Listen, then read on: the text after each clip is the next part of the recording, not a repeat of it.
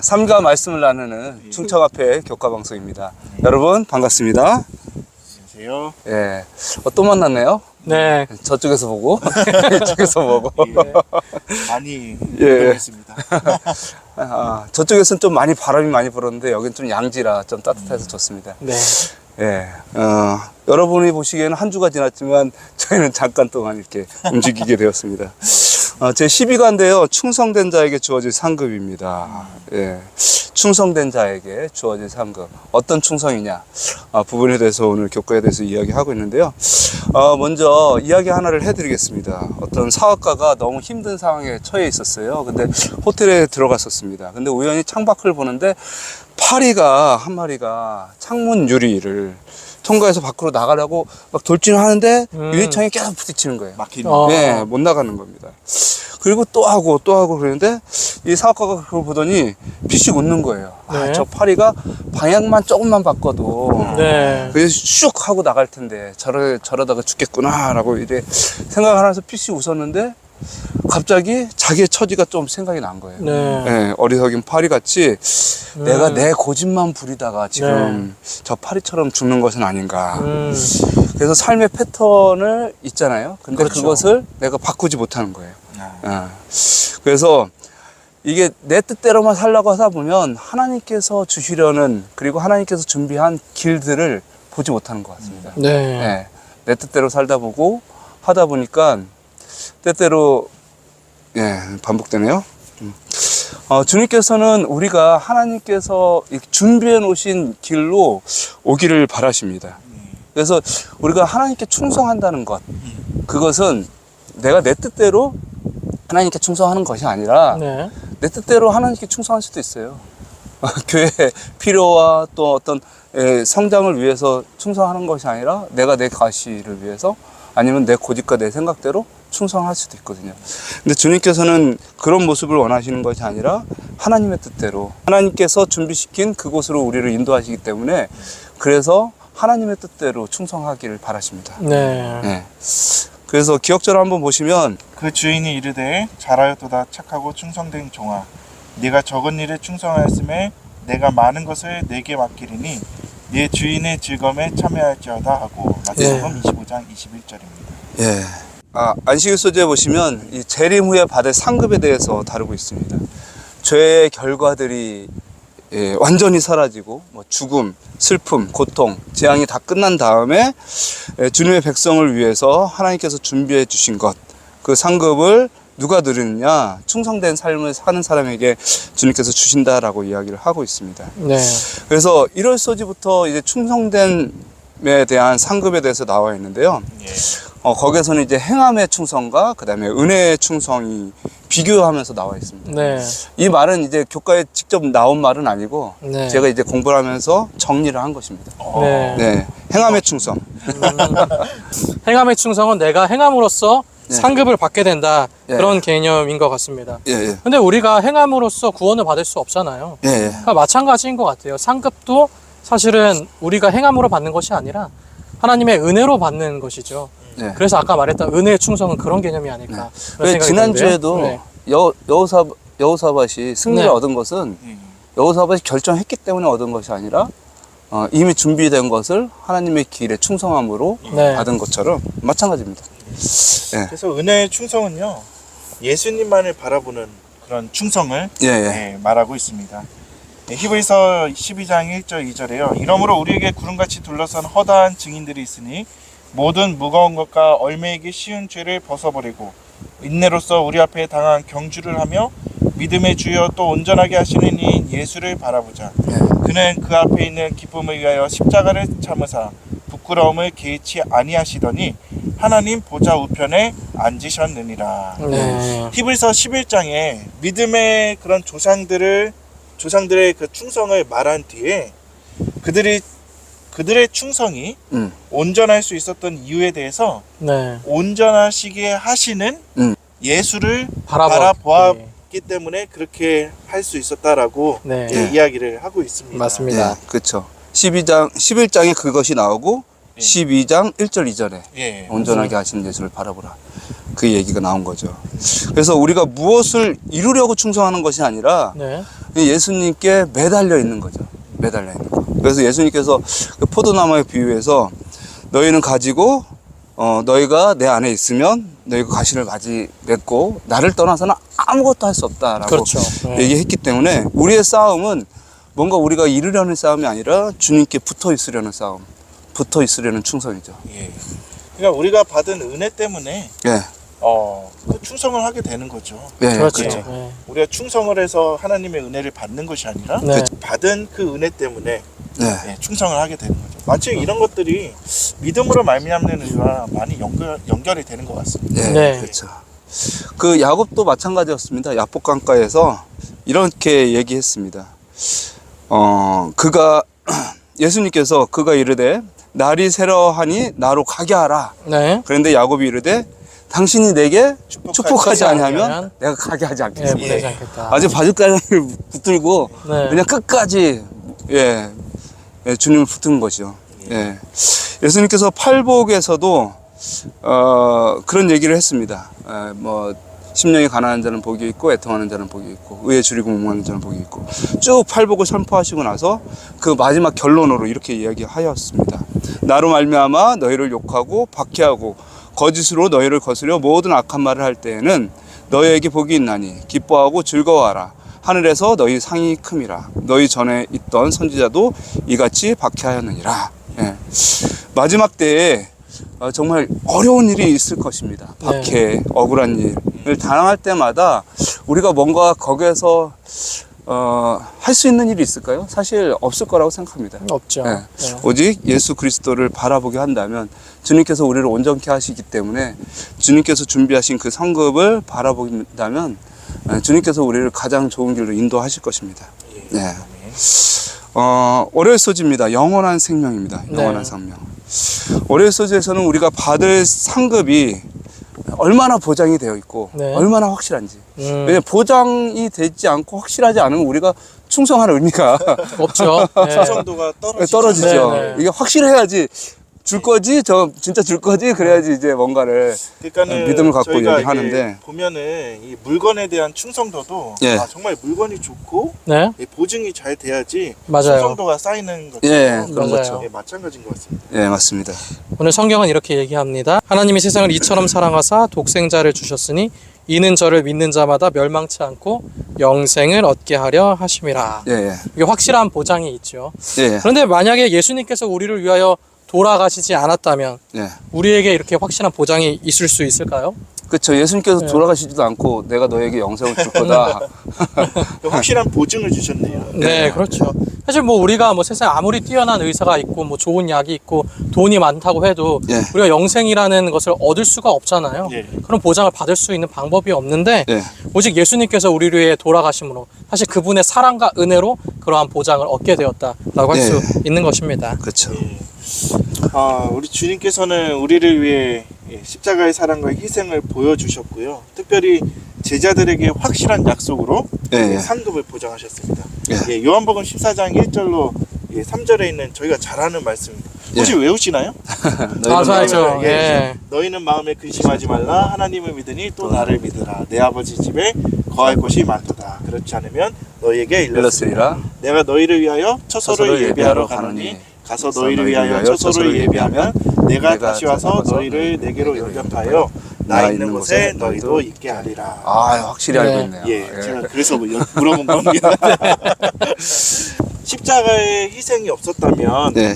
상급의 약속은 정말 공허할 것이었고요. 그렇죠. 상급의 약속 없이 십자가의 희생만 있다면 네. 구원은 완성되지 못하고 초림의 희생은 무익할 수밖에 없는 것이었습니다. 맞습니다. 그렇죠, 그렇죠. 그래서 우리는 주님의 완벽한 은혜와 상급에 대해서, 예, 주님의 십자가의 은혜와 상급에 대한 약속에 대해서 온전한 믿음을 가져야 합니다. 영감의 교훈은 이렇게 얘기합니다. 하나님께서는 모든 영혼이 영생을 얻도록 택하심을 입을 수 있는 조건을 당신의 말씀 가운데 제시하셨는데 그것은 그리스도를 믿는 믿음을 통하여 그분의 계명을 순종하는 것이다.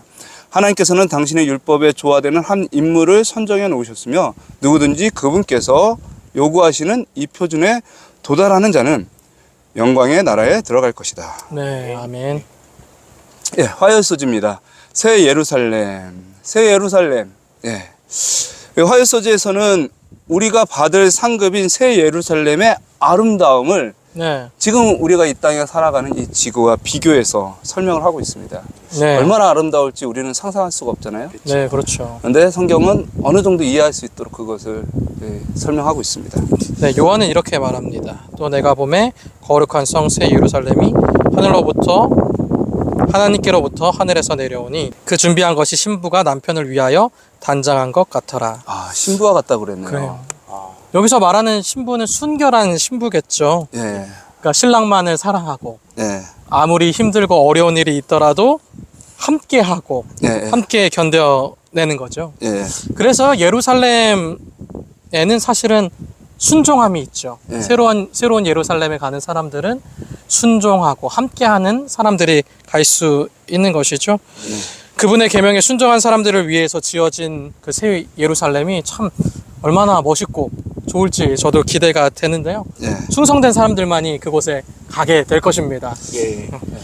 요한이 봤던 하늘나라 예. 예, 이렇게 묘사하고 있습니다. 계시록 21장 3절에 나오는데요. 내가 들으니 보좌에서 큰 음성이 나서 가로되 보라 하나님의 장막이 사람들과 함께 있음에 예. 하나님이 저와 함께 거하시리니 저희는 하나님의 백성이 되고 하나님은 친히 저희와 함께 계셔서 예, 예. 거기에 결국에는 네. 물론 아름다운 그런 보석들과 정말 예. 아름다운 멋진 풍경이 있겠지만은 그것보다 더 중요한 것은 그곳에 하나님이 하나님이 계시다. 계시다는 예, 예. 것입니다. 예. 예, 물론 예수님께서 죄로 인해 망가져버리고 타락한 세상에서 우리와 함께 하셨습니다. 예, 예. 그러나 우리에게 준비된 상급은요 전혀 다른 새로운 집에서 우리와 함께 하신다는 것입니다. 그렇죠. 그래서 전혀 새로운 세상에서 전혀 새로운 모습과 또 변화된 품성으로 예, 그렇죠. 완벽하고 아름다운 세상에서 전혀 흔들리지 않는 세상에서 하나님과 함께 할 수 있다는 것은 정말로 큰 특권입니다. 예, 예. 특별히 화이트보이는 이 세상의 어떠한 말로도 예. 예, 그것을 묘사할 수 없다라고 예. 말할 맞아요. 정도로 네. 하늘나라가 그렇게 아름답다라고 이야기했습니다. 예. 우리가 눈으로 이제 항상 우리는 인간이기 때문에 눈으로 어떻게 생겼는지를 상상하지만 그 아름다움은 충성됨이고 하나님이 함께함이고 라고 하는 것이죠. 그리고 또 계시록 21장 4절에는 모든 눈물을 그 눈에서 씻기심에 다시 사망이 없고 애통하는 것이나 곡하는 것이나 아픈 것이 다시 있지 아니하니 처음 것들이 다 지나갔습니다. 네. 라고 되어 있습니다. 정말 그것도 살만 그럼요. 나는 세상일 것 같습니다. 맞습니다. 근데 지금 우리가 이제 느끼기에 눈물이 없고 슬픔이 없고 아픔이 없으면 무슨 재미가 있을까 뭐 그런 생각을 하시는 분들도 있습니다. 왜냐면 네. 지금 그렇죠. 왜냐하면 항상 좋고 항상 웃고 항상 그러면 네. 로봇이 아닌가. 네. 그러니까 인간이 죄로 말미암아 네. 상상할 수 있는 이 하늘나라의 아름다움은 네. 감히 우리가 이해할 수 없는 것 같습니다. 네. 우리는 신문 기사, 그 다음에 뉴스 기사, 문학 작품, 사람들의 삶 속에서도 악과 괴로움과 고난이 많이 나와요. 근데 맞아요. 네. 사람들은 오히려 그것을 즐깁니다. 네네. 즐겨. 사랑도 이렇게 슬프고 애틋한 예. 사랑이 더 좋은 것 같고. 드라마도 그렇죠. 막장 드라마를 욕하면서 더 많이 보는 거예요. 네. 예. 왜냐면 그게 우리의 인성이기 때문에 그렇습니다. 네. 근데 하늘나라에는 을 막 자극시키는 것 같아요. 예, 그렇죠. 예. 하늘나라에는 사망, 애통, 곡하는 것, 아픈 것 전혀 없어요. 네. 드라마에 그런 거 안 나온다고 생각을 해보십시오. 네. 사람들이 드라마를 안 보겠죠. 그러나 그것은 정말 죄된 본성 때문이다. 네. 그리고 또한 계시록 21장 1절에서 3절에 생명수 강이 있고요. 생명나무가 있고요. 12가시의 실과를 맺고 저주가 없고 막 이렇게 되어 있습니다. 우리의 이해력으로 이런 모든 것들이 다 이해할 수는 없을 것입니다. 네. 아무리 상상할지라도.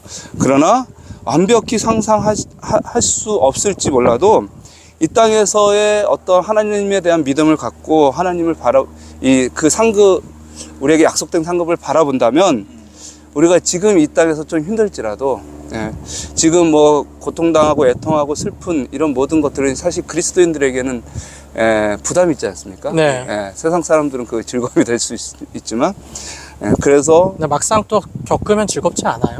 그렇죠. 남의 이야기니까. 남의 이야기면 즐겁고 그렇죠. 애틋하게 보는 거지. 그렇죠. 그렇기 때문에 오히려 이 하나님의 이 약속, 하나님의 상급은 우리에게 큰 힘과 용기와 소망이 된다. 네. 라고 하는 것입니다. 수요소지입니다. 결산할 때. 소요소지에서는 또 이번 기 교과의 어떤 포인트에 맞게끔 네. 다시 또 재물 문제가 또 나옵니다. 네. 예, 재물에 대한 상급. 그래서 청지기로서의 삶에 대해서 특별한 약속된 상급에 대해서 이야기를 하고 있습니다. 네. 마태복음 25장에 보면 달란트의 비유가 나옵니다. 그런데 이 달란트의 비유는 마태복음 24장에 나온 재림의 징조 이후에 예. 나타나게 되는 거죠. 예, 사실 달란트를 어떻게 쓴다는 것은 우리에게 주어진 재능이나 시간, 뭐 여러 가지 것들, 은혜 다 포함되지만 예, 재물도 포함된다고 하는 예, 거죠. 예. 그러니까 그 재물을 어떻게 쓸 것인가도 마지막 시대를 살아가는 사람들이 어떻게 준비해야 되는가를 예. 나타내는 중요한 한 가지 척도 중에 하나라고 하는 것입니다. 교회 증언 1권 197페이지에 나는 달란트의 비유가 충분히 이해되지 못하고 있음을 보았다. 이 중요한 교훈은 마지막 때에 사는 그리스도인들의 유익을 위하여 제자들에게 주어졌다. 이 달란트들은 단순히 하나님의 말씀을 전파하고 가르치는 능력만을 나타내지 않았다. 그 비유는 하나님께서 당신의 백성에 위탁하신 세상의 재물에도 적용된다. 예. 네. 그런데 네. 그 중요하게 볼 게 우리가 사실 그 나눠주고 한 것들을 다시 이제 주인이 예, 이제 예. 와서 한 대로 세마죠. 갚아주죠. 네. 네. 근데 중요한 표현이 하나가 있습니다. 아. 보면요, 네. 오랜 후에 그 종들의 주인이 돌아와 그들과 결산할세라는 그렇죠. 그 표현이 네. 나옵니다. 결산이라는 표현이 나와요. 예, 저는 이거 보면서 야, 제가 지금까지 생각하지 못했던 것들을 좀 부분을 좀 생각하게 되었습니다. 그래서 네. 세상 끝에 하나님께서는 우리에게 맡기신 것들을 반드시 결산한다. 결산한다. 네, 오러 오신다는 것입니다. 네. 엑셀로 하실까요? 아니면- 계산기 가지고. 네. 예. 그렇죠. 충성된 자들에게 반드시 그것을 갚아주신다는 그렇죠. 거죠. 네. 결산. 좋은 의미로 충성된 자들에게는 좋은 것으로 이제 결산해 주시지만은 예. 네. 결국 그렇지 못하면은 네. 네. 나가서 일을 갈아야죠. 그렇죠. 한 달란트 받은 사람은 이제 그 결산 때에 네. 있는 것도 뺏기게 되었습니다. 그렇습니다. 어떻게 보면 좀 두려운 말씀이기도 하네요. 예, 네, 그렇죠. 어떻게 보면 그렇죠. 예. 예. 그래서 마태복음 25장 21절에 내가 적은 일에 충성하였음에 내가 많은 것을 내게 맡기리니 내 주인의 즐거움에 참여할지어다. 두 가지 상급이 나와 있는데 많은 것을 맡기게 된다는 거죠. 네. 그 다음에 두 번째는 내 주인의 즐거움에 참여할 수 있다. 네. 예. 여러분 어떤 이는 이 땅에서 가난하게 태어납니다. 그렇죠. 평생 가난하게 살다가 갈 수도 있죠. 어떤 사람은 이 땅에서부터 부유하게 태어납니다. 예. 근데 우리는 그것을 보고 이제 비교하면서 그냥 부자는 축복을 많이 받았고 가난한 사람들은 축복을 많이 못 받았다라고 이야기하지만 주님께서 마지막 때에 결산하는 것은 전혀 네. 다릅니다. 예. 지금 우리가 받은 것에 대해서 그것을 어떻게 잘 관리하고 하나님의 뜻대로 사용하느냐. 그것이 더 중요하다는 거죠. 가진 것이 많건 적건 간에 충성된 청지기에게 하나님께서 그 모든 것을 결산해 주신다. 네. 예, 그래서 하나님의 사업에 참여할 수 있게 하시고 더 많은 것으로 맡기게 하신다라고 하는 것입니다. 그래서 그날을 그 결산할 때를 위해서 우리가 내가 가진 것 지금 다른 사람과 비교하면서 그냥 한 달란트 받은 사람처럼 네. 그렇게 비교하면서 그냥 파묻어 놓고 나는 팔자가 원래 그래 그러면서 하나님께 축복을 못 받은 사람이야 그러면서 잊지 말고 내게 맡겨진 작은 일, 작은 것에 하나님께 충성을 하라라는 그런 의미인 것 같습니다. 네. 영감의 교훈의 글은요 이렇게 말씀하십니다. 우리의 시간과 우리의 달란트의 가치는 우리의 구속의 대가로 지불된 속재물의 크기로서만 평가될 수 있다. 우리가 우리의 애정과 우리의 봉사를 하나님께 바치기를 거부함으로써 하나님의 것을 도덕질하는 것은 하나님께 대한 얼마나 큰 배은망덕인가. 우리를 위하여 모든 것을 희생하신 그분에게 우리 자신을 드리는 것이 너무 과한 것인가 라고 그렇게 물어보고 있습니다. 때로는 그런 것 같아요. 정말 하나님께서 우리에게 베푸신 것이 너무나도 큰데 내가 가진 것이 좀 적다고 해서 하나님께 다시 돌려드리는데 인색한 적이 저는 많죠. 좀 있다라는 네, 생각이 맞아요. 듭니다. 네. 그래서 좀 반성하게 되었습니다. 근데 사실 적지도 않아요. 한 달란트가 적은 것도 아닌데 예, 우리가 다른 사람과 비교하면서 적다라고 생각할 뿐이죠. 예, 맞습니다. 맞아요. 예. 목요일 소지입니다. 준비된 상급을 바라보라. 예. 목요일 소지에서는 이제 준비된 상급, 준비된 상급이 우리가 마지막 시대에 처한 모든 고난을 극복하게 해줄 것이다라는 그런 측면에서 이야기하고 있습니다. 바울은 회심을 경험한 후에 그리스도를 위해서 자신의 삶을 온전히 바쳤습니다. 그가 받은 교육, 명석함, 세상이 보기에는 성공한 것이었지만 그러나 바울은 모세처럼 하나님과 하나님의 백성을 위해서 그리고 신실한 자녀들과 함께 그리스도를 위해서 고난받기를 선택을 하게 되었습니다. 그래서 고린도 후서 11장 24절에서 33절을 잘 아시는 대로 매 맞고요. 돌에 맞고 죽을 뻔하고 굶주리고 추위와 싸우고 옥에 갇히고 그가 이렇게 모든 것을 견딜 수 있었던 이유 참 그건 뭘까요? 로마서에 그 답이 나와 있는 것 같습니다. 자녀이면 또한 상속자 곧 하나님의 상속자요 그리스도와 함께 한 상속자니 우리가 그와 함께 영광을 받기 위하여 고난도 함께 받아야 할 것이니라. 생각하건대 현재의 고난은 장차 우리에게 나타나 영광과 비교할 수 없느니라. 그러니까 그리스도를 위해서 고난을 감당하면서도 바울이 끝까지 포기하지 않았던 것은 우리에게 있을 상급이 있기 때문이죠. 근데 그 상급은 지금 고난과 비교할 바가 못 되는 엄청난 것이기 때문입니다. 많은 사람들이 고난 받기는 싫어하는데 또 상급은 받기는 원하죠. 어디에다 가치를 두느냐 되게 중요한 것 같습니다. 맞습니다. 그래서 바울은 감옥에서 이렇게 기록했습니다. 형제들아 나는 아직 내가 잡은 줄로 여기지 아니하고 오직 한 일, 즉 뒤에 있는 것을 잊어버리고 앞에 있는 것을 잡으려고 표대를 향하여 그리스도 예수 안에서 하나님이 위에서 부르신 부름의 상을 위하여 달려가노라. 온갖 고난 가운데서도 하나님께서 약속하신 그 영원한 상급을 바라보면서요 참고 견디었던 그런 바울의 모습이 정말 오늘날 예수님의 재림을 준비하며 사는 우리들의 모습이 되어야 하지 않나 생각해 보게 됩니다. 맞습니다. 그래서 바울이 또 그의 제자 디모데에게 이런 말도 했습니다. 자족하는 마음을 가지고 살아라. 디모데전서 6장 6절에 보시면 그러나 자족하는 마음이 있으면 경건에 큰 이익이 되느니라. 우리가 세상에 아무것도 갖고 온 것이 없음에 또한 아무것도 가지 못하리니 우리가 먹을 것과 입을 것이 있은즉 족한 줄로 알 것이니라. 부하려 하는 자들은 시험과 올무와 여러 가지 어리석고 해로운 욕심에 떨어지나니 곧 사람으로 파멸과 멸망에 빠지게 하는 것이라. 그래서 성경적인 관점에서 봤을 때 풍요로움이란 필요한 것을 필요할 때 가지고 있는 것입니다. 재물을 쌓아두는 것이 풍요로운 것이 아니죠. 그래서 빌립보서 4장 19절의 풍요로움에 대해서 하나님이 그리스도 안에서 영광 가운데서 그 풍성한 대로 너희 모든 쓸 것을 채우시리라 라고 되어 있습니다. 그래서 항상 주님께서 우리에게 꼭 필요한 것들을 반드시 주실 것이라는 믿음을 갖고 우리가 나누면서 또 모든 어려움이 있어도 욕심부리지 않고 살아가는 것이 중요하다라고 하는 것이죠. 영감의 교훈의 말씀을 읽어드리겠습니다. 불멸의 영광과 영생은 우리 구주께 순종하는 자들에게 주님으로부터 주어지는 상급이다. 그분은 그들이 그분의 이름을 통하여 그리스도인 품성을 완성하는 일을 가능하게 하셨으며 그분이 그들을 위하여 승리하신 것처럼 그들이 그들 자신을 위하여 승리하는 일을 가능하게 하셨다. 그분은 자신의 생애를 통하여 한 모본을 주시고 그들이 어떻게 승리할 수 있는지를 보여주셨다. 사실 우리나라가 잘 살면 잘 살수록 옛날에는 교회가 부자고 집이 가난했기 때문에 교회로 오면 많은 것들이 생겼어요. 얻을 수 얻는 게 많죠. 이제 교회에서 밀가루도 주고요. 교회에서 주는 것이 가정에서 우리가 사 먹는 것보다 훨씬 더 이제 뭐 질이 안 좋거나 그런 것들이 이제 돼버린 세상입니다. 그래서 이제 사람들이 이런 얘기를 하는 것을 뭐라고 할까 별로 좋아하지 않는 그런 시대가 됐습니다. 자족하는 마음이나 만족스럽지 못한 거죠. 먹을 것과 입을 것이 있은 줄 족한 줄 알아라. 이런 세상은 지금 우리나라가 없잖아요. 그렇죠. 굶는 사람이 없죠. 먹을 거 있고 입을 거 있는 것이 중요한 것이 아니라 나는 더 좋은 삶을 누리고 싶다.